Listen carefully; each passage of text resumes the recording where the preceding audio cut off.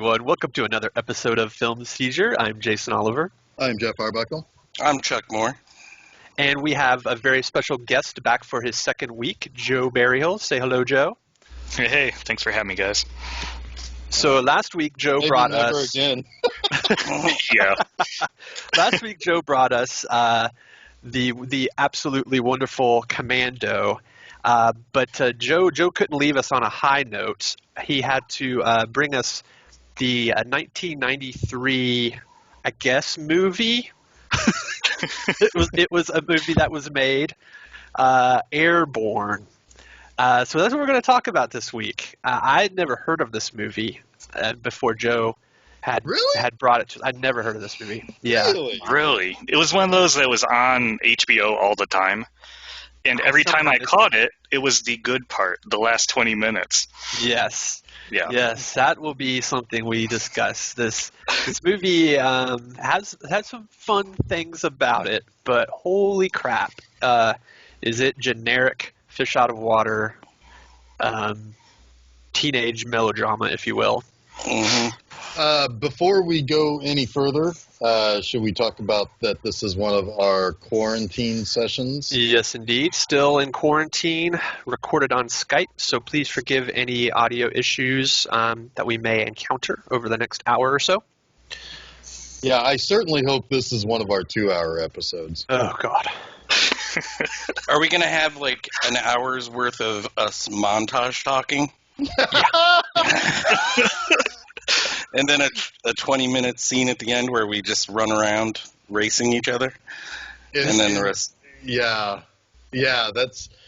We'll get. Oof. Yeah. I don't know how I feel about this movie. This movie somehow, ended up being 90 minutes long, but I'm pretty sure about 40 minutes of that is just montage. Yeah. There's 7 minutes of story. Yeah. I calculated it. But it feels like 3 stories put together, and none of them are fleshed out well, and then that's what you get. Yep. So yeah, let's start with that. What is the first story? Well, wait. I want to hear Joe talk about Airborne. Yes. Like I want to start there because listeners, you don't know Jason Oliver like the rest of us do. And when Jason Oliver doesn't like a thing, he really doesn't like a thing. Chuck, back me up on this. It's very true. Jason Oliver doesn't like things real hard when he doesn't like them. Yeah, he suffers no fools. I did not have my feelings about how I feel about this movie as I was watching it and sharing my reactions, and then sharing more reactions as they were watching it and talking about it. This movie made me really angry lots of times. It's just it feels like it was a chore for you to even think about it. I think we all ended up watching it at about the same time. Yes. Almost starting it at the same time too, because the comments we were sending back and forth were like, "Yep, we're right here." Ooh, the aggression out of Jason was really good. Yeah. From what I understand, Joe Barryhill, you are now an enemy of Jason Oliver. He is going to go Commando style on Commando. Please don't. Actually, You are the Bennett to my Matrix. this will make sense later, but Jason wants me to pants you sometime in the near future. That's the moment quarantine is over, you're getting the pantsing. That's what I heard. Chocolate stained blend. If there's a message in this movie, it's that you can still be a pacifist and win over the jocks by depantsing their enemy. Yes. Yeah, it's something. That is the universal moral of the story. Yes. Yeah. It's the central tenet, if you will. Yeah. All right. So Jason, I came in, I remember seeing this, like I said, HBO. Tune in, it'll be like the last 20 minutes, which is essentially a commercial for rollerblade. And it's an amazing commercial. It made me want to inline skate, and I could barely stand up without falling over. So I had that nostalgic kind of touch with it, which you had never heard of the movie. You had none of that. I will say, rewatching it, everything, the entire way through, woof, it's tough. There are good spots, but there is, it's trying to be funny and aggressively being unfunny. It's weird too because it's sort of wholesome, right? It's this weirdly wholesome movie, and I think that part of that, its kind nature, I guess, if you will, I sort of like, but I also think it needed a little bit of an edge that it didn't have, and it's just so unbelievably generic. Like, if you're gonna make a movie about the culture of a thing, then really go for it, right? Like, make a movie about the culture of the thing. Like, actually employ aspects of that culture in the movie, and sort of like what Gleaming in the Cube does, right? And bring the music in that these kids would actually be listening to. The music choices in this movie are just unbelievable. No 14-year-old kid or 16-year-old kid is listening to this shit, right? In 1993. Well, that's the funny thing, because you talked about the music, and I don't have any memories of the music. It's just all generic, and then you got like Right Said Fred's "I'm Too Sexy" right in the middle during the trying on outfits for the date montage. You know, every time I was trying on outfits, that song was playing in 1993. I don't know what the fuck you're talking about. But what's funny is the thing that I actually like about the movie, and I think it's the thing that Jeff and I will end up fighting over, is the character of Mitchell. I kind of like him. I like the aspect that he's a pacifist. He's not going to be baited into getting into a fist fight with the bullies, right? He's there's something there that I just really thought was different in a way for this type of movie, right? Well, that's playing off the bullshit, like surfer dudes are so laid back because they're fucking stoned out of their brains, but he's not stoned out of his brains. It's right. SoCal Zen, man. Yeah. Southern California Zen. Boy, I sure don't want to ever do that. And well, what's funny is your reaction to Mitchell is like Jack Black's reaction to Mitchell, which is... Except for I can actually speak sentences. Well, he's a frothing dog. Oh, he loses his mind anytime Mitchell says anything, and that's kind of funny, because... No. That's, I don't know. How am I the one that's defending this fucking movie right now? We did it, guys. We did it. We got Jason. Admit it. It's great. I'm trying to find things to like. But really, this movie is terrible, and I hope to never ever have to see it again. What's the matter, Brophy? You didn't like it? So all right. So somebody tell us in a nutshell summary, what is Airborne about? Joe? Airborne is about a SoCal surfer boy, supposed to be a teenager. Actually, Mitchell almost did look like a teenager. Yeah, I was gonna bag on some of the others, but he fit in. Yeah, his parents are zoologists who get a job in Australia for 6 months. Rather than take their kid to Australia, because apparently there are no schools in Australia, they send him away to live with Cousin Wiley in Cincinnati. I don't know if you guys picked up on that description from Mrs. Poole, or the mom referring to to Cousin Wiley. Wiley. Well, she calls her husband father. I mean, yes. Yeah, that was pretty great. So, because that's what married couples do in the Midwest. I mean, Joe, Chuck, Jason, you guys are married. I know you call your wives mother and father, and they call you father. I know that. I know this to be true. That is such a pet peeve of Susan's in movies or TV shows when they do that. Oh God, she hates it so much.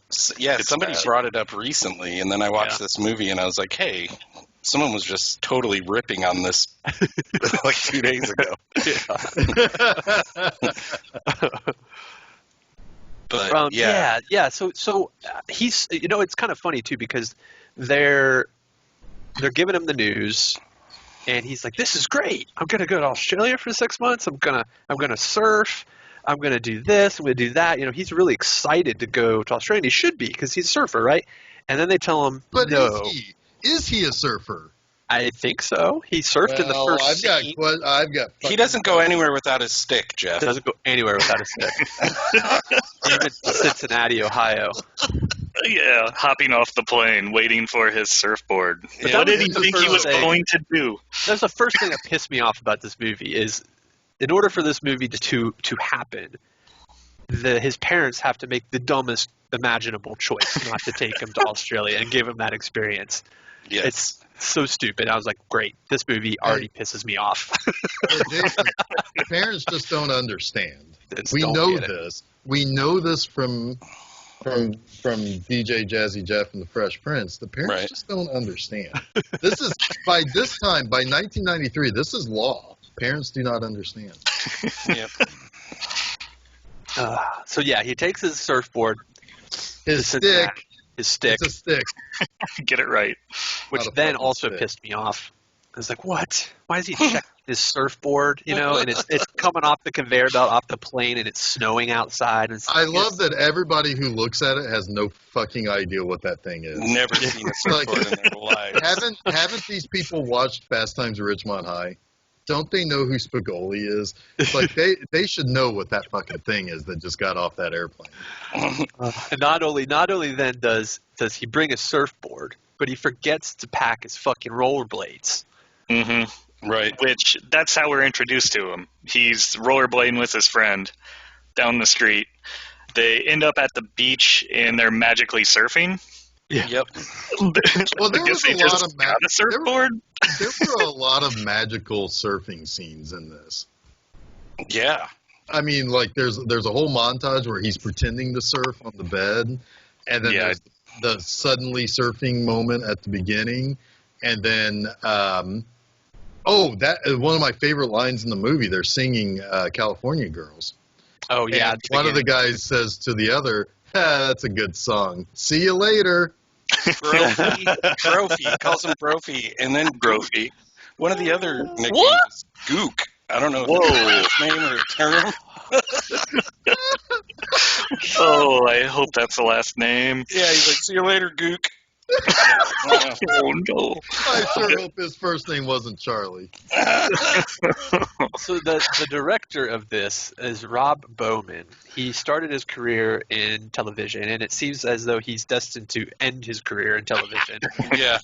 But in the middle of that, he made 4 movies that I counted. And it's kind of interesting.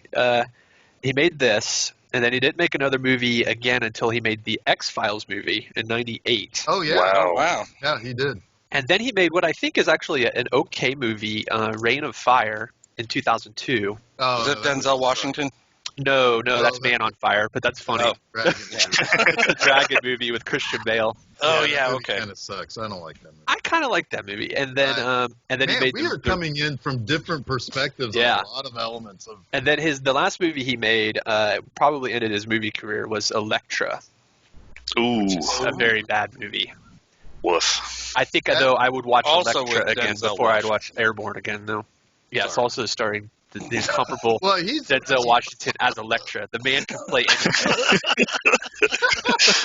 The range. I will say he played the dragon in Reign of Fire. He did though. I mean, like he was a producer on the X-Files. That's why he directed the X-Files movie. Oh, that makes sense. So, but like his picture on IMDb is amazing.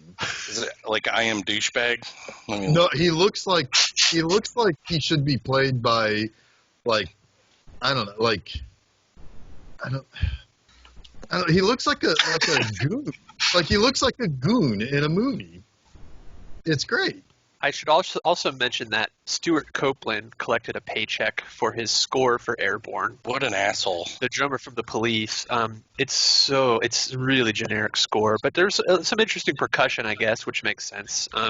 Stuart Copeland, I didn't realize, scored a lot of movies. Yeah, he did. That was mostly his post Police career. But yeah, I mean, here's the thing. There's some bad ways that you enter this movie. First of all, the poster has three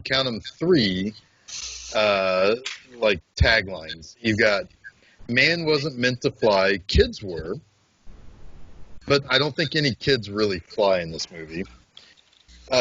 Mitchell became the most popular guy on Earth. ... Once he took to the sky. Again, when did he take to the sky? He was on the half pipe, so I guess that's a thing. Heroes aren't made, they're ... airborne. Again,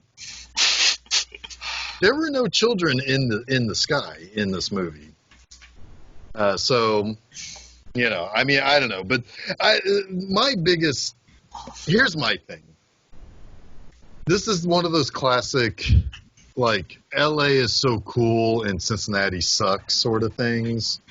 And it's like, they go out of their way. It's like, okay, let's say, sure, they can't take him to Australia or whatever.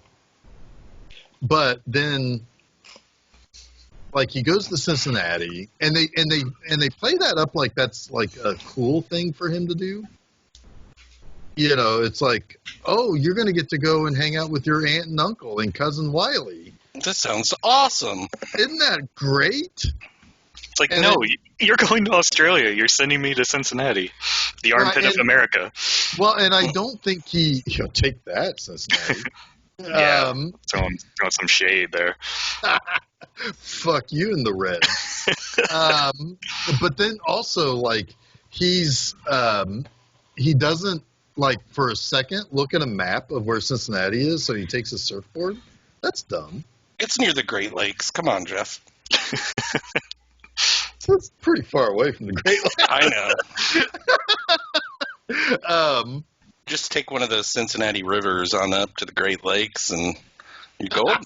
Oh, my God. I wish the end of this movie was he was surfing the Ohio to the Mississippi. Oh, yeah, that would have been great. To go home? To go home. Just floating. He goes down and around South America. Panama Canal. Yeah. Oh, God, if he's in the locks. He's got to wait for the next lock to fill up. Man, that's a sequel waiting to happen. Come on, Rob Bowen. Mitch goes home. Airborne 2, Mitch goes home. This would be Seaborn.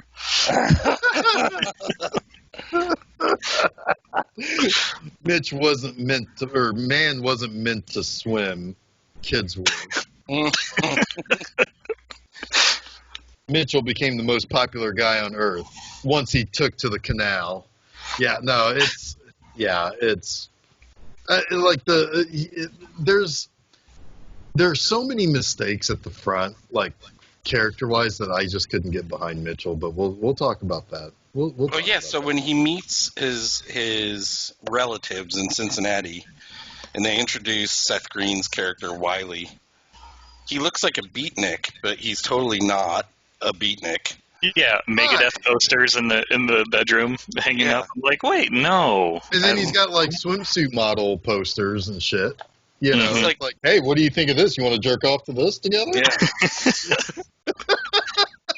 I'm not as stiff as my mom. Well, I am when I look at this. And they would have done that too. They would have used the boyoyoing in this movie. They did Tweety Bird sounds when they did. I was like, what the hell is happening here? My wife and I looked at each other like they actually did Tweety Bird noises. Like, yep, we're watching a cartoon. Yep. But And Boy Wiley was certainly a cartoon. Yeah. Oh, yeah. Let's talk about Cousin Wiley here for a second. It is Seth Green. Yep. And he's got this really weird, like, perfectly cut long red hair. Uh-huh. And like I said, it's like every time his back was to the camera, I'm like, who's the hot redhead? And then he turned around, I'm like, oh, it's Seth Green again. Yep. Like, and then he turned around, it's like, who's the hot redhead? You don't have object permanence, Jeff. No, I do not. The one thing I kind of like about the Seth Green Mitchell dynamic, the Wiley Seth Mitchell is dynamic. my favorite character in this movie, by the way. Yes, he is my favorite character as well. Ooh. But what I like about them is they don't play to the stereotype you see in these movies typically, where the cousin or the person that he's staying with is like this pissed off teenager who doesn't want to have to entertain his cousin for the next 6 months at school. He's like, don't talk to me, that kind of dynamic. He's actually kind of like, hey, cool, haven't seen you in a long time, let's be pals. And they're like instantly friends, and neither one of them have a chip on each other's shoulders, right, about the situation. I actually found that refreshing. Yeah, I like that until I thought about it. Well, it's kind of that natural, like, parent thing. It's like, oh, he's a boy your age, you're going to be friends. Like, that kind of thing with a cousin. Let's go on a 6-month play date.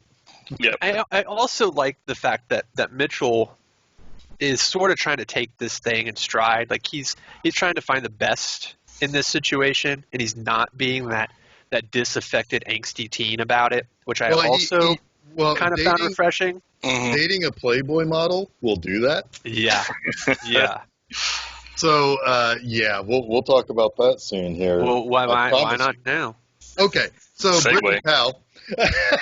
Brittany Powell, who looks like she looks like a 17-year-old girl, just kind of hanging out in school, looks very normal, until you dig a little deeper into her. And you find out It's called Vern Troyering, I think. Oh. She was Vern Troyer's partner for the last several years of his life, like 12 years or something like that. But she first appeared in 1991 as Brittany Reishi, I think is how you pronounce that. She's German. She was in a Playboy Girls of Spring Break. And I found some pictures. Of course you did. Of course he did. I did as soon as Joe said, guess what we know? And then you said, and I'm like, I'm going to go check that out. And I found the funny thing is my wife is the one who figured that out. We were sitting there, and she's like, this girl looks familiar. And she's like, did you know she was in Playboy? I'm like, no, I didn't. Well, 2 years prior to the movie. So prior to the movie. If only you had known that. I know when that movie came out. Yeah. So are you saying that Meredith has that issue? Can we check that out? Can you send it over? Get a subscription. Yeah. She wasn't a big fan of the rebrand, I heard. Yeah. So here's a girl she goes into making a movie for adolescents and teenagers after being in Playboy. That is awesome. But she also is believable as this 15, 16, 17-year-old girl. Yeah. Girl next door. Totally girl next door. She was. Now her brother is a complete and total madman. Wait, her brother? She has a brother? Her 30-year-old brother who's still in high school. Yeah. 35, sitting in the front of the class. So this is funny. Speaking of I really Frank, need this credit, guys. Frank, who can't graduate high school and can't beat the preps. Dude, they played that off as if it was some huge surprise in the movie. And I was like, as soon as we met that girl, I'm like, that's Frank's sister.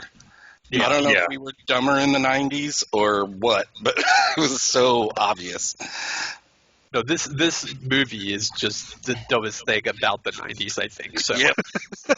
I think I said this in our chat, but it makes me wonder why I haven't sold a script No. to anyone.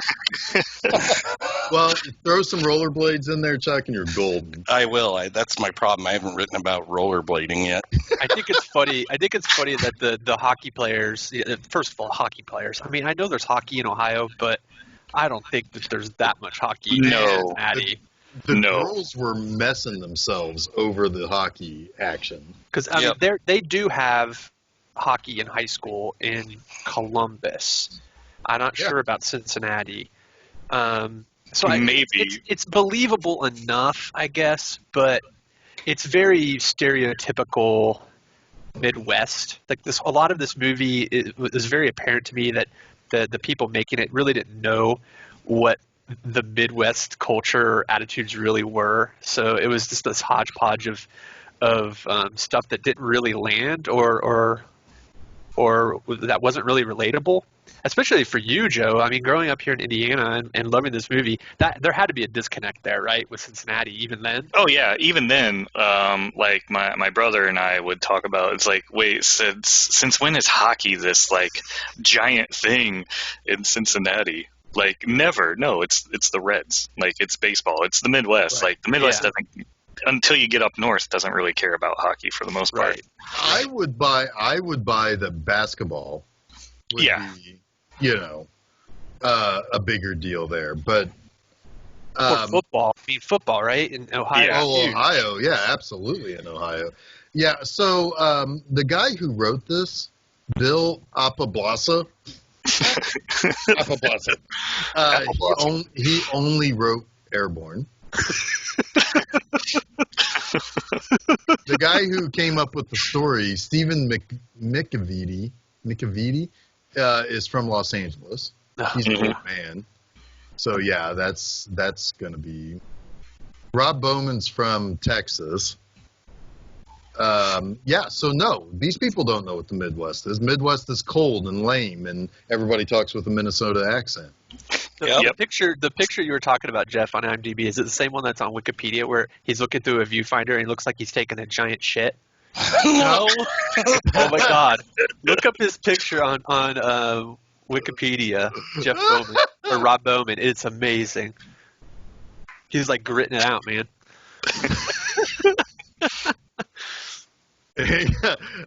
So yeah, I mean, like these people don't know what the Midwest lifestyle is like, man. It's like I could have made it better, Well, yeah, and that's again one of the things is just. Oh my God, he's cutting turds. That's one of the things that's just really infuriating about this movie. It has no identity. It's just trying to do generic cliches in a story that's already overdone with the fish out of water high school teen, and it doesn't even resolve anything. There's no arc. Nobody has an arc in this movie. At least not one you care about. Mitchell learns one thing, and that's how to depant someone instead of fight, right? That is, but so let's talk about the things that are kind of cool, like the rollerblading. Well, wait, I've got something I like even more than the rollerblading in this. Oh boy! And this is something that should have continued through the movie, and when it didn't, I was like, well, that's bullshit. At the beginning of the movie, so like when Mitchell arrives first day at school, right, he goes into that class, and he sits next to the cute blonde that isn't the cuter blonde that's our lead blonde. Right. And the sort of hot redhead as opposed to the backside of Seth Green's redhead. And he sits next to them, and like, first of all, one, I will give credit to the movie introducing our characters in a way where they have to come up and say what they like. Yeah, I actually found this scene fun. Yes. Yes. So so like there's this really cute like black girl who steps up there who's like, I'm going to be the best at everything, I'm going to be a lawyer. I'm going to be a lawyer and, the best. And never to be heard from again in this Never movie. seen again. Nope. I was really disappointed in that. That's bullshit. But then, like Jack Black gets up there, and he's a fucking like rabid dog of a character. Good old Augie. Augie the rabid doggy. Yep. And he is just talking about like how he likes Nintendo. Yeah. That's it. That's all he can say. I could relate to him at that point, and then all of a sudden he's not that person at all ever again in the movie. Yeah. And then when Mitchell calls him brah, he's like, "Did you just call me a lady's undergarment?"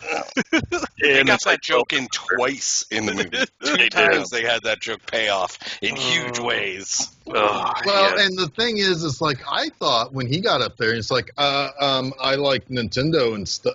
I like Nintendo, and then just go sit down. I think, oh, here's the third friend. Here's the third musketeer. Oh, yeah. But no, he's a fucking insane person who wants to like murder, and so like he's not good. But then, I kind of already got the sense that he was going to be trouble because they established him as the head jock's buddy, you know. Well, yeah, he ends up being the lapdog. Yeah. But yeah, so like anyway, so then like we also have the moment where like the cute blonde that's not as cute as the main blonde, and the sort of cute redhead that's not as cute as Seth Green's Beekman's World. No, she's later, and no, she's later. But they are lusting openly for Mitchell. Yes, but oh my God, moistily. Yes. Oh yes. I mean, yeah. You can hear it. Their desk seats are of a pool of yeah. If Mitchell could have surfed that wave for a while. And hopefully there's no shark named Pepe.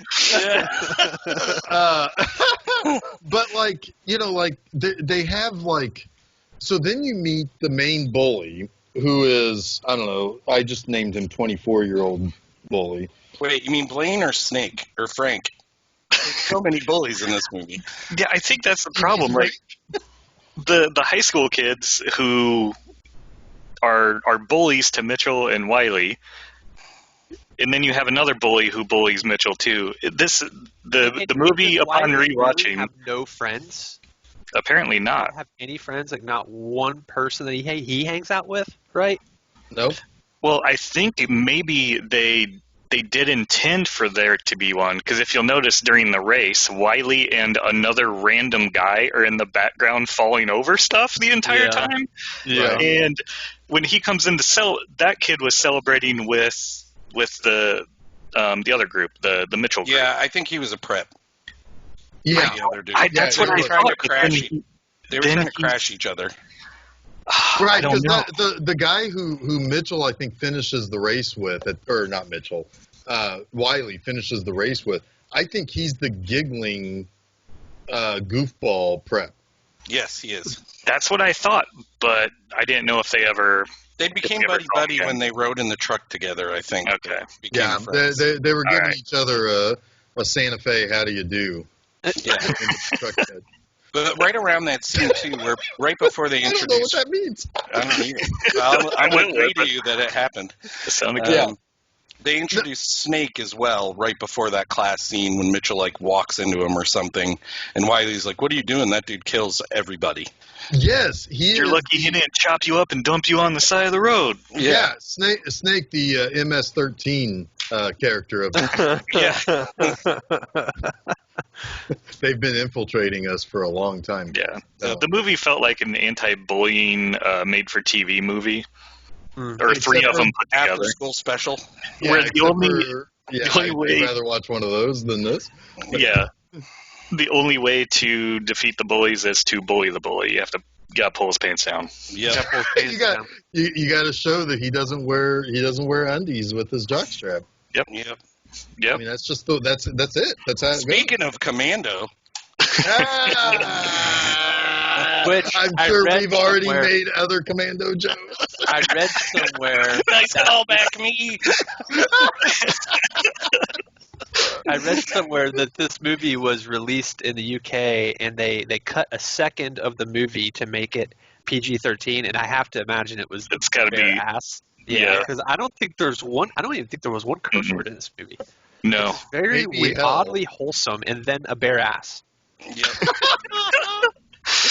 Well, I mean, you know. But yeah, so like the one thing I really like in this, so it's like, what's the Frank?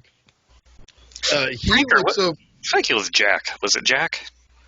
I think don't know. Frank- It doesn't matter. I can't remember. So the spoiler alert, our main girl's brother, the main bully, even though I'm not sure that he's necessarily like your classical bully, he's just the coolest guy of that rung on the ladder, on the high school ladder. Yeah, he's on the hockey team. He's the hockey guy, which, by the way, this school has 2 hockey teams. They but do. They also don't have uniforms. And they Nope. also play first Except for 1 to the 3. Yes. That's how hockey goes too. First Yeah. 1 to 3. Well, This is the Ohio High School Sports Association. It's Yeah. sanctioned. We play cannot- 3 here. You cannot prove to me that any hockey team has ever scored more than 3 goals in a game. You can't do it. Because Airborne told me this is how hockey is played. But yeah, that guy has this daydream where he smashes like Mitchell's ass like out the window.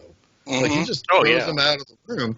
And then the sort of cute blonde, who's not as cute as our main blonde, has the fantasy of him just hanging out in his boxers. This is how we're going to get to 2 hours, by the way. Yeah, Repeat that every time. let's get it. We're going to have a montage of you saying that. Well, don't worry, because one scene later is her last scene of the movie. Yes. Yeah, So we never never saw her mind. again. Don't worry about it. Yeah, it's Nikki takes over, and she's the one who should rightfully take over. Oh wait, that girl was at the hockey game, and that's making it. eyes at Mitchell, That's and the then end- boom, that's the gone. end of it. Yep, Yep, that's the end both of her. those girls just disappeared after that. Yep. All right, good talk, guys. Yeah, And Nikki. I'm gonna disappear just like that now. I think we lost you for a second, Jeff. Yeah, Oh, sorry. So yeah, so like basically those 2 girls, I'm not gonna say it again, but those 2 girls in the class that are lusting after Mitchell are after the scene of the hockey game where they're like waving to Mitchell and just causing general frustration with main bully guy, who we're just gonna call him Frank. They are waving to Mitchell, and then after that we see them never again because they are replaced by Nikki and Beekman's World. But they're important. Yes, they're important at that point because they're the reason that Frank, whatever his name is, gets Jack Frank. Mitchell Goosen to play in the game. yeah. And Mitch Goosen has this wicked bad ass slap shot that he shoots into the wrong goal. Yeah. And he celebrates, Which but leads- man, his life sucks. forever. Yeah, he goes. This leads to the biggest mystery of the movie for me. Can I talk about this? Absolutely. Get it? So those people, the non-prep hockey I know bullies, exactly where this is going. they start harassing him and doing all sorts of terrible stuff to him. And then one scene at the end of this, he's in the toilet taking a shit, and they come and pour water all over the toilet paper. And Mitch Goosen leaves the bathroom, My and butt. like 4 hours of the movie, like the next 4 hours of his life take place without. I don't think he ever wiped his ass. He had a date with Nikki. He didn't wipe his ass. He went home and his aunt smelled him and thought he was on drugs, probably because he didn't wipe his ass. And then he goes rollerblading after not wiping his ass. Yeah, did he ever? Did he ever? He has serious mud butt. Yeah. Oh, Yeah. that's great. That scene, the bathroom scene. One, why is the toilet paper chained to the top of the door? Well, Like, I that's don't where know. they're. It looked like a bathroom in Brooklyn or something. I had well, never also, seen a bathroom like that. One, why do you go into the bathroom and not check to see if you have paper? And also, how did he not see that the paper is strung up above the stall? I mean, like, come on, dude. Before you drop trowel, you got to know what the score is, man. Like, Right. you can't just go in there assuming that there's toilet paper. You got to check that shit. Well, I mean, it was there. It just got poured water on, so he couldn't use Yeah. it. But okay, another thing. He had a magazine. He totally could have wiped his ass. Use your surfing magazine. Rip some pages out. No. You can't own shit. That's like No, pooping on scripture. You can't do that. Oh, okay. Sorry, guys. Then you'd have to change the name to shit shirt. Shit. Never mind. I tried. I don't know if you guys noticed, but when he leaves the bathroom, he's got the mud butt walking down a hallway. He turns left. Yeah, he turns left, meets up with cousin Wiley. They turn back the other way. They're walking right back the same hallway. Sorry, I fell out of the group. We're still talking about Mitchell. I was trying to say that this bathroom, I think that's how they put the toilet paper in the stalls, is with the chains. So it's weird for us, but I think that was normal for them. And then they poured the water on them, so he couldn't use it. Yes. I don't know if that was established while I was trying to reconnect, but almost not here's quite the as thing, concisely. Here's the thing, man. well, glad we got that settled.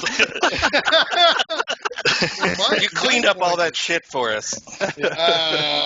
Just like the toilet paper. Yeah. Here's the thing, though. Like I said, you don't sit down at the shitter and not check to see if there's fucking toilet paper. But there was toilet. There was.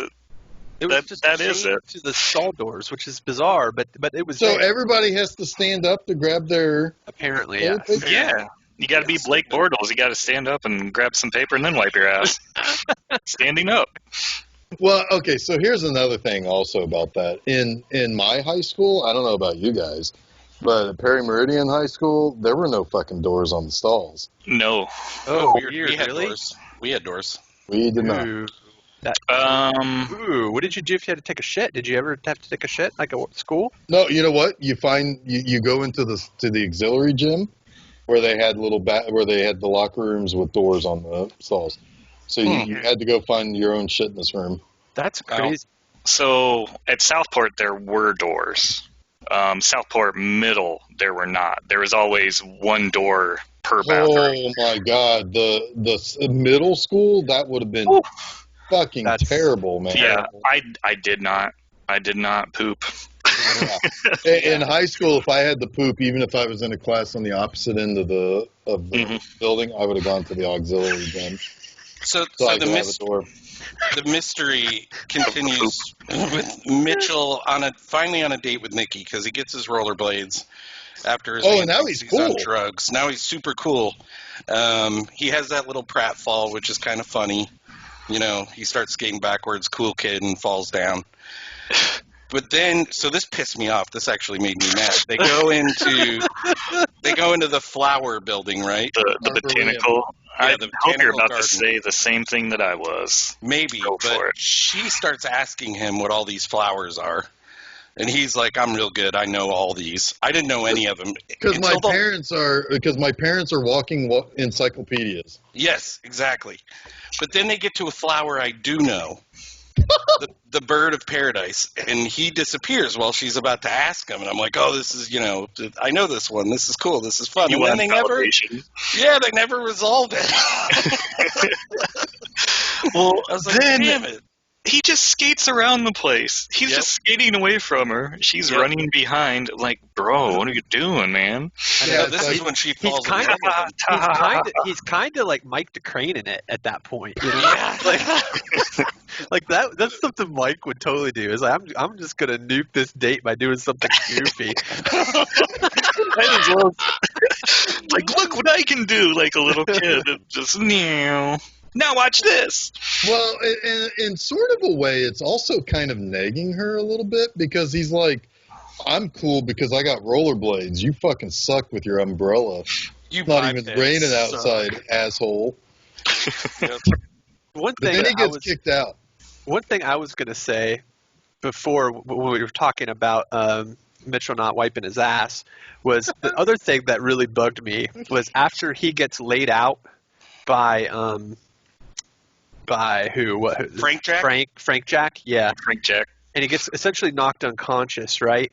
and he's laying in the game. He's laying on the ice on his back, and he goes to black, and then when he wakes up, everyone is fucking gone. It's deserted except for Wiley. And he could have been dead. He's trying to wake him And up everybody for just left. Yeah, it's just like, well, 2 hours later, he's passed out on the ice, and everybody's like, I guess we go? That pissed Yeah, me it's like, off. hey, Yeah. this kid, we He haven't lost. gone to all the school with this kid. Fuck No. him.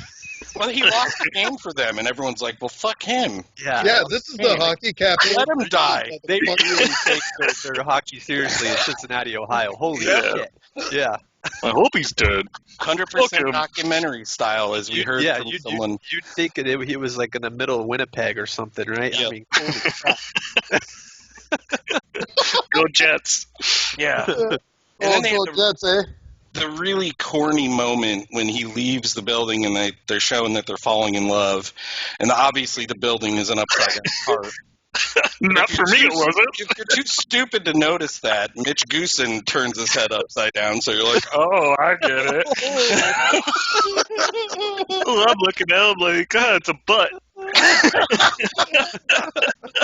it's my unwiped ass. Yeah, exactly. He just remembers that he still needs to wipe his ass. I totally missed that. Thank you for explaining. Was the door of the building brown? Yeah. Botanic butthole. So can I talk? There were so many montages in this movie. How many have we covered so far? We had the opening montage of surfing. Mm-hmm. Then there was the I think the next montage was probably the getting pranked montage. I like the pranks, by the way. I'm just going to go on record. What was your favorite prank? My favorite prank was the kitty litter in the locker. Or That's sand. classic, man. Sand or whatever. Yeah, whatever it was. But I don't know. Yeah. I like the first one, cutting the back of the chair off because you are destroying school property, and that's pretty And sweet. you're Yeah. also causing a person to fall down, go boom. That's pretty good. Yeah, it's a good. So these bullies are like wholesome bullies. They don't do anything real terrible.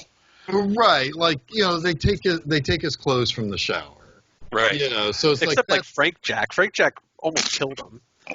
Yeah, that's true. And fantasized about throwing him out of a window. Yeah. That was pretty great. Frank Jack has like 12 years of high school aggression built up because he's been there for so long. he's the one. He's no longer allowed to pet to pet the pet bunny rabbit and pick him up and snap him in two.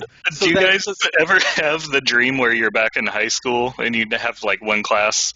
That's Frank. Yeah, That's Frank Jack. That's Frank Jack's life. That's his waking life. Yeah. I'm 35. He's about any day he's gonna wake up and be like, "Wait, I have a job. I already graduated." Oh, so you're saying this movie was all a Frank Jack dream? Yeah, I get it. That's good. we're Newharting it. He wakes up and he goes to work in just his underwear. Yeah. So the next montage is when this movie, I guess, finally becomes an inline skating movie. Right? Was this before he meets up with Nikki? I think I was wondering if it was before or after, think but so. it's It was amazing. So yeah, the movie starts out like a surfing movie. Then it kind of morphs into a hockey movie. Now he gets his inline skates shipped to him. Like, who shipped him those? His parents apparently. Weren't they already in Australia, I would think? Maybe not. It must said have it was been a Goose. package from his parents. Yeah. Yeah, Goose did it.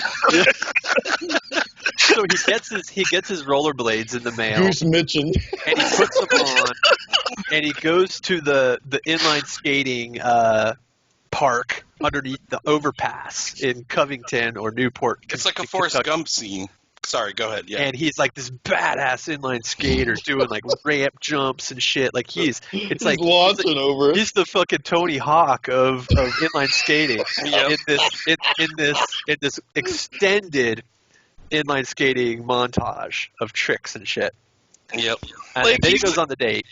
Oh, I love the Pied Piper aspect of it, though. Yeah, it's like He's just Forrest going Gump. down the Everyone's street, picking up everybody. Following Yeah. him. Well, I thought no, it's not Forrest Gump. It's Rocky, man. It's or Rocky. Sure. Yeah. Yeah. They should have been playing a cheap ass version of Gonna Fly now. So at the end of that montage, and thank you for bringing it up, Jason, because this cracked me up. He goes down the stairs, and everyone else is like at the top of the stairs. You're like, And then fuck that. Yeah, and then he rolls out into the street, and I was certain he was going to get fucking I crushed. was waiting for it. I was Waiting like, for, oh like- my god, he's gonna get destroyed. He's dead. Mitch Goose is going to die right now. We have the Farrelly brothers twist on it. Just gets hit by a bus. So he goes on the date. then he's setting up a second date with Hot Blonde, but he says, "Oh, I was supposed to go out with Wiley Friday night." So she's like, "Well, Yeah. I got a date for him. Yeah, Like, fuck you, Wiley. I'm going out with We'll go on a double date." And he's like, "Okay, cool." So he tells Seth Green, Wiley, that he's got a date for him, and he gets excited. He's like, you got me a date? He's super excited. And so he's like, what am I going to wear? So he goes on it. It's our fourth big montage of the movie of the trying on outfits montage. The Right Said Fred montage. Right Said Fred's I'm Too Sexy. Right. That hasn't been done 1,000 times. And this is, I think, the point in the movie where I resisted the urge to pick up my television and throw it across the room. I actually like that scene. I I hated it, and I hate all of the forced laughter and reactions from Mitchell. Yeah, the overreaction. I hated it so much. Like Seth Green is bringing fire in this movie, man. Yeah. He was trying. He was trying. Mitch Goosens just laughing like a fucking idiot over there. Ugh. Yeah, that had the TGIF feeling where it's like, okay, this should be a laugh track, and it isn't. And He's it's like- just Mitch. It's like Brendan Fraser at the Golden Globes, fucking derping his laugh and clapping his fingers together, his hands together. It's so bad, man. Did anyone else get pissed off at the soap in Seth Green's ear when he was showering? No, but what was on the shower wall? Holy crap! His toothpaste. It's his toothpaste because he had it all over his fucking face. Oh, yeah. What was up with that? He does not know how to use toothpaste. No. Okay. And he's ironically saying the girl better have nice teeth. Yeah, He's like brushing his nose. Yeah, like yeah. gotta get Watching it this time, like I felt ill watching it. Yeah. Like all of that. He had the saliva string running from his mouth to the toothbrush. Oh, it was horrifying. Yeah, I loved it. That in the shower wall, whatever was on the shower wall in the background, that one jumped out to me where I was like, what is going on there? Well, and here's the thing also with that whole montage there. Why does Wiley have a motorcycle helmet and no motorcycle? Why do you do this? Why does he have a smoking jacket? He shouldn't Maybe be smoking. Maybe it's his dad's. He Yeah, got but the it's smoking eccentric jacket from closet. Brittany Powell. That's what he Yep, he did. Who got it from Hugh Hefner, right? directly man. from you. So they go on the date. You're gonna get to this. Seth Green backs into somebody's car and hit Well, runs blast. on the date. Well, wait. That's a funny thing. Yeah. Right before the date, though, the whole breakdown of Popeye. Now, I have older brothers, and I feel that I am not average. I know who Popeye is, but 16-year-olds in 1993 are like, who the fuck is this? And I don't care. Who is Popeye and who's Olive Oil? You know, who's what? I am what I am? That doesn't make... That is an old person writing a script. That's a 40-year-old person writing a teen movie. And Didn't he call it back at the end too? After he kisses Yeah, he did. He says something like, "Now Popeye, that was a great man." Is that what he says? Like, Wiley I says think that those at are the the end. last words in the movie. Yes, they were, because I wrote it down and I was angry. and Joe had to buy a new TV. Let's be honest, the movie ended long before that line was spoken. Oh yeah. Yeah. Where was the freeze frame with them lifting Mitch up and like, yay, everybody's happy? No, we still had like some bullshit like after that. Yeah. So I have this. Oh, go ahead. No, go ahead, Chuck. Go ahead, Chuck. I have this weird line written down that Mrs. Poole or whatever her name is says in the movie. Something happens and she gets excited. And she says, I'm feeling frisky. And Father says, let's get that Twister game out. Oh, Like, what is with these fucking people? I lost my fucking mind at that. I was so mad. I was oh, Edie McClurg in this whole movie. I just wanted her dead. Yeah. I just couldn't stand it. I can't stand it. It's so bad. And then that scene, I couldn't anymore. It was like I really hate Joe. Literally 15 minutes into That's when Joe became Bennett to my Matrix. I was pissed. I'm sorry, but the dad in the movie is the greatest thing ever. Yeah, he's awesome. I freaking loved him in the car doing his John Wayne impression. Whoa, So bad. The whole Mitch is on drugs scene. He walks in the background, looks at what's going on, turns around. I'm like, that's actually funny. Like, it came out. Like, there were a couple of things where I'm like, that's actually funny. The other one that jumped out to me there, which I think we're getting to at the roller hockey game, when they roll up and Seth Green rolls up behind Mitch as he's talking, just kind of like out of control, boom, like through the background. I'm like, that's good, that's funny. Like, I laughed out loud at that. Then it happens again after he does the depantsing and they're all like cheering him on and everything. Seth Green starts to cheer and then he falls again. That's the third time because it's the third because there's a middle one where Beekman's World girl is waving to him and he's like, oh hey, it's like that is funny. That was funny. Like, out of focus in the background, not even like part of it. I'm like, okay, you can do this, or was that just Seth Green literally just falling and like, oh, it's funny, let's keep it in. It honestly did look authentic. Yeah. Well, and we have to also go back like to the date though. Oh no, I was just gonna say it's like this movie does not know what it is. No. Like nobody knows what this movie is. Well, I want to ask Mitch Goosen what this movie is. I'd love to see a sequel now, 27 years later. Like Mitch Goosen's like all like fat and like washed up. Nikki moved away. I want to know: did this movie inspire Joe and his brother to be like badass rollerbladers? Not me, but Paul tried. Oh yeah. Do you have film of this? Do you have any? Were you the Seth Greening in the background? Like Paul would basically. I would wear Paul's inline skates in the house on carpet because that was the only way I could stay up. If I got out on the street, I was on the ground immediately. Would Paul get really worked up before trying tricks and stuff? Oh God, pace around a bit. Yeah. Oh yeah, it's beautiful. He would go do some curb grinds. Yes. Do a Mizu grind. I think that's the name of one. I don't know. Did he go to the half pipe? Was he shredding the half pipe? Oh, totally. Yeah, it was gnarly, bro. That's pretty rad. So there's a really weird line in the date too so the date's going terrible for Wiley. Like, Beekman's World girl is not interested in him at all. Instantly not interested. Right. The entire time. They go to the bathroom and have a conversation. And when they come back out, Wiley says, my dad shot her. It was weird. Like, that was the line he was saying. I didn't catch that. How did I miss it? My dad shot her. It was weird. Yep.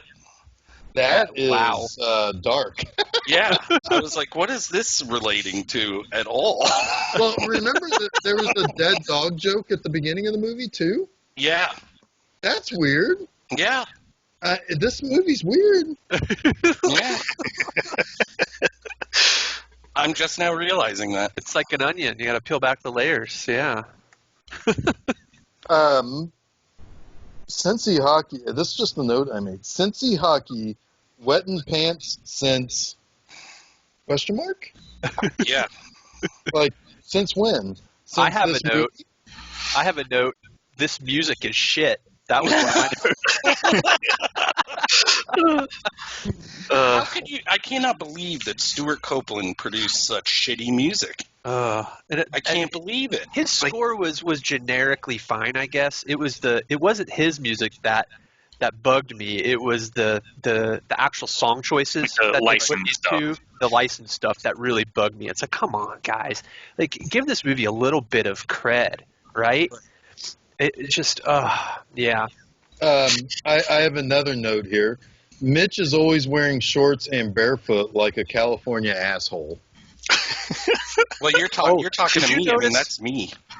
Did you You're a notice California asshole. his facial hair was very patchy, but his legs were hairy as fuck. Well, His no, legs were hairy as fuck. I don't did think you those were notice- his legs. No, I no, think it's stunt those. legs. Well, I think that there were several different versions of stunt legs then, because the guy they had doing the tricks on the inline skates, he had like massive calves but no hair at all. I was on like, it was Hairgate, man. I was on the watch. Rewinding it. What's the crime, Jason? No, What's there's the no. crime that is Hairgate? That the same actor did not portray all of his scenes. Oh my god. Oh my gosh. Oh my god. Oh my gosh. Well, then also he had that really weird line of peach fuzz right under his eye, like eye black.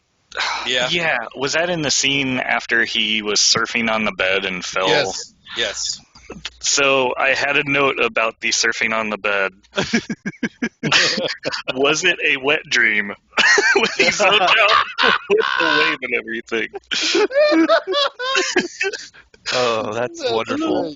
I wondered how many guys are helicoptering around Nikki, because you have Preppy X and then you have her brother Jack. It is John. Mhm. Write that down. So the other weird guy there was he was the one in the race at the end. Is that what you're thinking, the Blaine's laughing buddy? Yes. Yeah, the Who had a straw hanging out of his mouth and a bloody, like a broken nose or something? I don't know. It was okay. Chuck, you I think he mentioned got that the they broken totally- nose from the MS-13 dude. Yeah, I was gonna say, Chuck totally nailed it when he said that they oversold Snake, right, Oh, yeah. as the villain of this movie, because he really kind of fades into the background. Well, Especially, he becomes the best rollerblader he's the best. ever. He's the best skater they have. Yeah. Yeah, better than Mitch. But I have a note where when he gets up to introduce himself, his things that interest him were collecting knives and tattooing foreheads. Yep. Jesus. I thought And he my was like guess giving people is- swastikas or something on the Yeah, it's like I feel No, I don't- I like think those it two was things are punching, connected. Oh, I think it was punching people in their face is what what that meant. Yeah. fair. Well, he's really mean. Yeah. He's the Let's only talk- person I rooted for in the whole movie. Sorry, go ahead. No, that's fine. I want to talk about Devil's Backbone. Well, that's it. That's the big conclusion, right? I mean, That's the whole thing. this That's why we're here today. This is the reason, why Joe has the memories he has of this movie is because of the last 20 minutes of this thing. I had mentioned to you guys that if I was 16 again watching this movie, I'd love this scene. It's like, oh, it's so fucking cool. But as a 43-year-old guy, I'm very concerned for those children. I'm very concerned. I'm pretty sure 4 kids died on that run. The guy Yeah. through the fence. There's the one into the car, the back of the car. Yeah. Like So to brutal. set this up, we have Mitchell has just de-pantsed Blaine the prep, and to the great acclaim of all of the jocks at the high school, except for what's his face, Jack. Jack. Yeah. So what Because did he's they like, do? why didn't I think of that first? So what did they do? And oh my god, I hated this scene so much. They all come to his house, to Mitchell's house, and Wiley answers the door, and they're all being goofy tough at the door, and they were like, we want to talk to Mitchell, and they come in, and they're like got these scowls on their faces, and Mitchell comes in, and he's like, what's up, guys? And he's like all like laid back surfer guy, and then they just break down into laughter and are so congratulatory of him for like making a fool of Blaine, and it's just they're buddies now. They pick all- him up on their shoulders, Yeah, and we're yeah. celebrating with him. Oh my god! And then they're like, but we need you because we got to do the Devil's Backbone, and you're a great skater, and we'll have a better chance with you, and it's really dangerous, and we'll probably all die. He's like, cool, I'm in. Yeah, let's go die. It's gonna be awesome. Wiley's freaking out. Wiley's freaking out. Somebody fell and they're still in the hospital last year.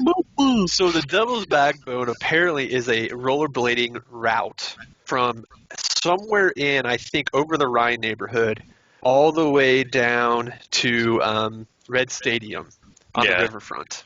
Riverfront Stadium. Yeah, It was old riverfront. Right, it was old riverfront. Yep, and it's super dangerous. Apparently, it's very windy. It's all on like a lot active roads.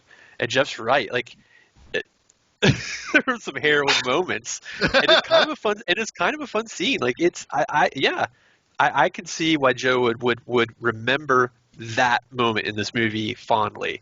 And here's the thing: it's a real fucking thing. Yeah, there's a street called Devil's Backbone Road. Holy shit! Yeah, it's a real fucking thing. All right, do you guys want to go? Yeah, let's do it. Let's do the Devil's Backbone. I'm going to launch over it. I got a new skateboard I'll take down it. I definitely won't die. I'm just going to walk down it. I probably will die. I take a step and I just tumble the rest of the way. You're like that robot, that Japanese robot. Yeah. Step and then stumble.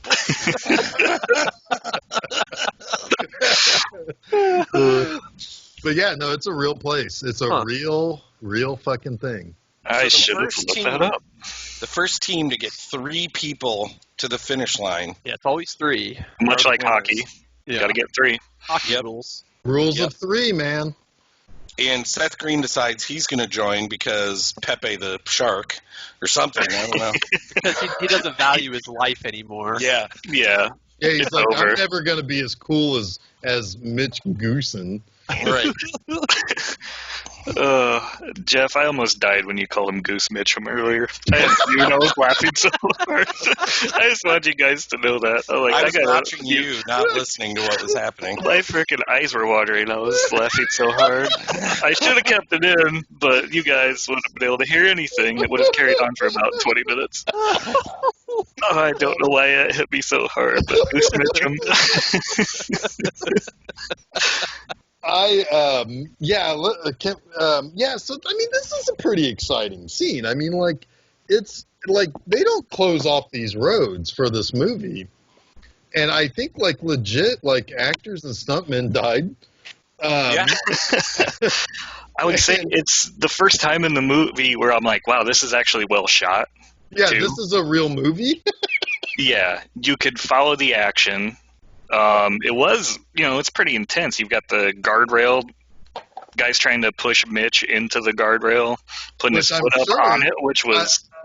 I'm guessing on the other side of the guardrail are lava and sharks. Yeah, that's how dangerous this fucking thing seemed. It was harrowing. I mean, Jason's right. That was harrowing. But it's a thing that kids do. Yeah. I mean, I feel like adults would be arrested. Yeah, I mean, it's like those. This is kind of like those drag races the teens used to do in the 50s or whatever. But it's another version. Extreme. Yeah, it's another version of that, and it's. I don't know, man. I thought some of them were legit going to get hit by cars while they were filming. I don't know if it was purposeful or accidental, but they had some really close, really close calls of those guys getting hit by cars. Well, I kind of feel like some of those people in the cars may have been like, there's a movie being filmed here, sir. You can't come in here. And he's like, you don't tread on me, and just went through the fucking barricade. Don't step on Snake. Don't step on Snake. And just was barreling through. It's like, fuck these kids. But, I mean, I don't know, man. I was breathless while watching Airborne. Yeah. The whole time, people, it's an anything goes race, which is important to note.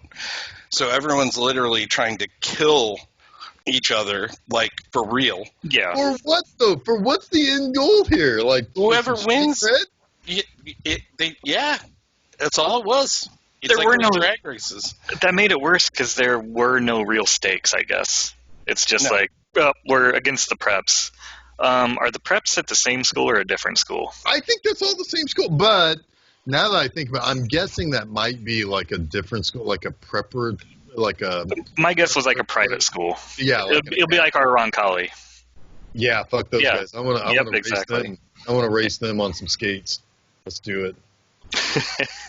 Well, let's do it tomorrow. Call Yeah. them up. Hey, Roncalli, send your best 15-year-old roller skaters. First 3 wins. First Yep. 3 wins. And I think like 23 people died on each team. I think it was like 54 kids were sent down, and only like 6, like finished. Yeah, they had some really cool shots during that, and then you get to the end, and Frank or Jack, whatever the fuck his name is, and Blaine are going to be the last 2, which means the preps are going to win. And you have Mitch Goosen at the top of the parking structure, or wherever the hell he is, and he's like, I don't know where they went. Which, And I'm surprised it took him that long. He's I- not yeah, I local. was wondering He was how on the his hell he own knew for what half the time. Yeah, I don't know how he knew what the trail was anyway. Yeah. But There weren't signs. Yeah, so he Well, looks he also around. cut it too. 'Cause Hell yeah, he did. He was launched jumping. on that. Yeah. So then this big cut here, he looks around and he sees the construction truck like at the bottom of a 50-foot drop, angling down or whatever. He's like, oh, I could totally make that. Yeah, I'm not going to break every bone in both my legs. Right. Right. So he goes over that, and that was actually pretty cool looking when he did it. Like the stunt itself was like, wow, they actually filmed that. It looks like. Oh yeah. And then he kills Blaine, like murders him. Yeah, he's floating down the Ohio River. Right, actually not floating because he has rollerblades. He's sinking. He's straight Another to the moment bottom. where the crowd could give 2 fucks about somebody getting Yeah. dead. Like, see you, bud. Maybe a steamboat will come by. Yeah, someone will Fish say. out. Yeah. And that's it. That's Airborne. Blaine That's dies. Everyone celebrates it, and Mitch, is the hero. Mitch gets laid. That's the end. Yeah, and he has that awesome moment where like him and Frank become best friends. He puts his hand down and he's like, "Come on, we got to finish to race or a race." Oh, that's who Mitch gets laid by is Frank. Yeah, We're gonna race this finish. And then we're gonna go in the back of that truck that just delivered Seth Green. yep. Seth Green And gets to hang out with the Beekman's World girl. Everything's good, man. It's good life. Popeye, Yeah. what a guy. What a guy that Popeye. He Yeah. is what he is. This movie sucks. Yes, it does. We talked about the movie, I think, longer than the movie's runtime. That's 2 hours. horseshit. It's a 91-minute movie. It's actually a minute longer than. I think this was as Amazing. fun to talk about as some of the good movies we've talked about. Yeah. Yes. Well, that's the thing. It's like that's why I don't hate it like Jason. Jason came down hard. And I'm like, man, wait a minute. It takes all sorts of fruit to make a fruit salad. It's Yeah. like, let's have some of these movies too. Yeah, there's a lot of cantaloupe and honeydew in this fruit salad. Yeah, But the couple and cherries, rocks and some a few rocks. Some plastic oranges. Yeah, So, yeah, it's a terrible movie, but I love it all the same. it was Yeah, 100% worth talking about. Yes. It was Yes, fun to this talk is- about this movie. Yeah, absolutely. It's a movie that, like Jason says, say your thing. Say your thing about this movie. About how. Do you have 3 different things, I have like a the thing. poster? What's my thing? I mean, I think It's a movie that should have been good, but Yeah, it could have been good. I think if you had made this movie with any understanding of its locale and of high school boys and of any type of subculture elements of inline skating and surfing, and even hockey. Fuck, I mean, it would have been. It would have been a much better movie, but it just chose to get everything wrong. I would like to. And see I don't think it gave a shit that it got everything wrong. I think the guy that wrote this. Oh, go ahead, Jeff. No, go ahead. I was just going to say, I think the guy that wrote this movie got a pair of rollerblades for Christmas, never used them, and then wrote a movie about it. He wrote a movie based on the picture on the box. Yes. Also, which was honestly, Mitch Goosen was on the cover. Maybe rollerblades, subculture wasn't all that cool anyway, because the stunt team that did all the rollerblading in this, they call themselves Team Rollerblade. Yeah. Oh yeah, I feel like it was an ad. That's awesome, guys. That's creative as fuck. I can tell you that when I was a teen, I had a lot of friends who were skateboarders. I wasn't one of them because I dropped off a 6-foot ramp once and just fell straight on my face. But all of my friends who had been skating for years were real good skaters would be like, rollerbladers are fucking chumps. Yeah.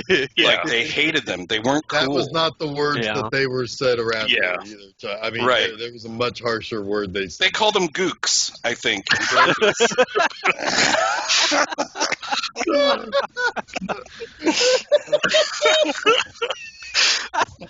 Do we have to put an explicit tag on this? No, it's already done. Mild racism. Chuck, you're canceled. Yep. Sorry, bud. Hey, I didn't make up the word. I just repeated it. Oh, that makes it. It's everyone's excuse, man. That is true. I'm sorry if you were offended. Yeah. Yeah. I'm sorry that you were offended. Fuck yeah, I'm saying what I'm going to say.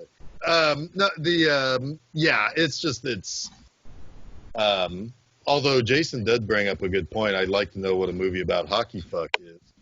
But,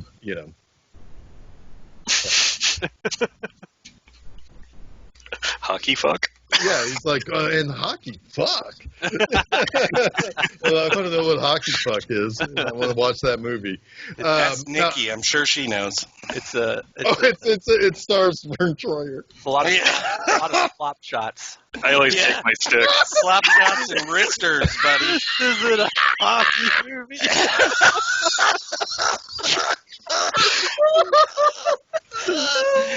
Sodomania slop shots. Let's get it. Playing some bukkake hockey, brother.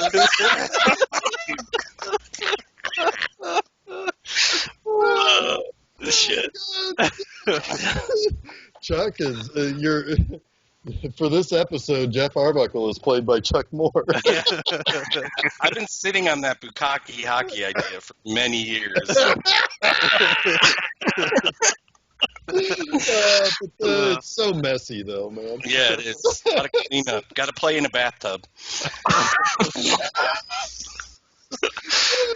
Oh gosh. Well, guys, I think we did it. Yes. I think this is over. Let's put this to bed. Let's drag it outside behind the shed, boys. We're done.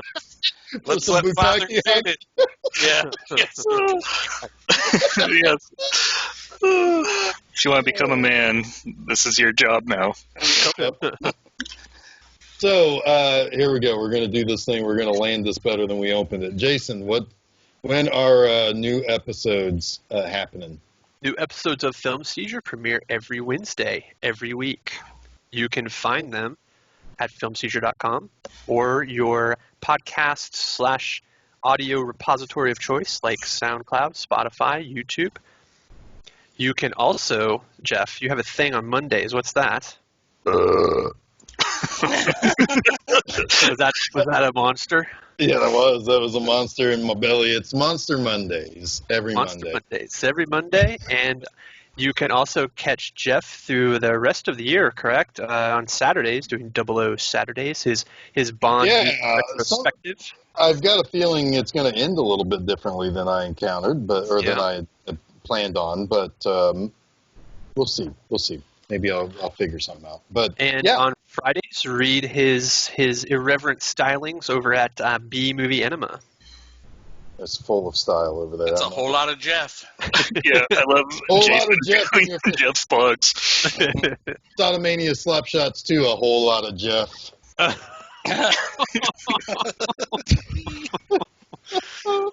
Oh boy. Yeah. So let's just end it.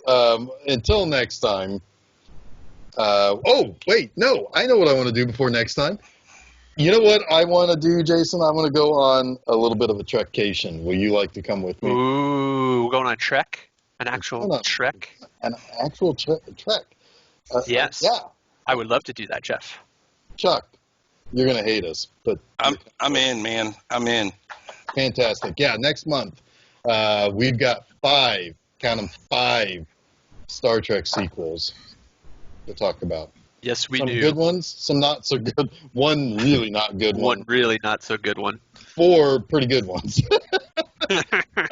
So that's coming next month. But Joe, thanks for coming on to your last episode of Film Seizure ever, because Jason hates this movie and said some pretty mean things about you off air. I'm sorry. I mean, it was a good run. I'll take it. It was fine. But no, I personally would like to have you on again.